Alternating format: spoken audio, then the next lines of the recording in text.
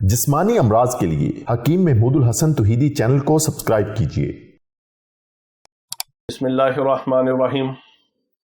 آج ہم آپ کو پھوڑے، پھنسی، داد اور چنبل وغیرہ کا ایک خاص ٹوٹکا بتاتے ہیں۔ یہ جتنی بیماریاں ہیں، جلدی امراض ہیں، جو سکن کی پرابلم ہے، پھوڑے ہوں، پھنسیاں ہوں، داد ہو، چنبل ہو، یہ چاروں جو بیماریاں ہیں یہ خون کی خرابی کی وجہ سے، خون کے اندر تیزابیت اور تیزابی مادے کے بڑھنے کی وجہ سے، اور خون کے اندر سوداوی خلط میں زیادتی کی وجہ سے یہ بیماریاں پیدا ہوتی ہیں۔ ان کے اوپر آپ ہزاروں کریمیں لگائیں، اینٹی بائیوٹک لگائیں، اینٹی سیپٹک لگائیں، ان کو واش کریں، ڈیٹول سے صاف کریں، وہ سب اپنی جگہ پہ، لیکن جب تک بدن کے اندر سے، خون کے اندر سے تیزابی مادے، سوداوی مادے ختم نہیں ہوتے، یہ پھوڑے، پھنسیاں، داد اور چنبل یہ ختم نہیں ہوتا۔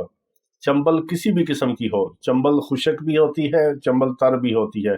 ایک ایسی چنبل ہے جس کے اندر سے رطوبات اور پس اور ریشہ وغیرہ خارج ہوتا ہے، اور ایک خشک قسم کی چنبل ہوتی ہے۔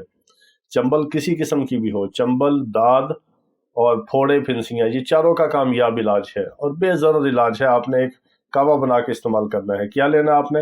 1 گرام ادرک، 1 گرام اجوائن اور 10-12 تازہ پودینے کے پتے۔ اگر تازہ پودینہ آپ کو نہ ملے تو خشک پودینے کے پتے بھی آپ لے سکتے ہیں۔ ایک اور چیز ہے کہ اگر آپ اس کا کعوہ بنا کے استعمال نہ کرنا چاہیں اور آپ کے پاس وقت نہیں ہے، جگہ نہیں ہے، تو آپ ان تینوں چیزوں کو خشک لے لیں۔ خشک آپ کو ادرک جو ہے وہ زنجبیل سونڈ کے نام سے آپ کو پنساری سے مل جائے گی، وہ خشک ادرک ہوتا ہے۔ زنجبیل یعنی سونٹ لے لیں، اجوائن دیسی لے لیں اور خشک پودینہ لے لیں۔ تینوں برابر وزن لینا ہے۔ اگر 1-1 تولہ تو برابر، 1-1 شٹانگ تو برابر، 1-1 پاؤ تو برابر، تینوں برابر وزن لے کے آپ نے اس کو پیس کے مکس کر لینا، اور اس کی مقدار خوراک ہوگی 1 چائے والا چمچ بھر کے۔ یہ آپ پانی کے ساتھ کھائیں۔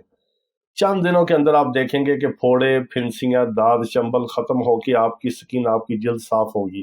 اللہ تعالیٰ تمام بیماروں کو شفائے کاملہ عاجلہ مستمرہ عطا فرمائے۔ وآخر دعوانا ان الحمدللہ رب العالمین۔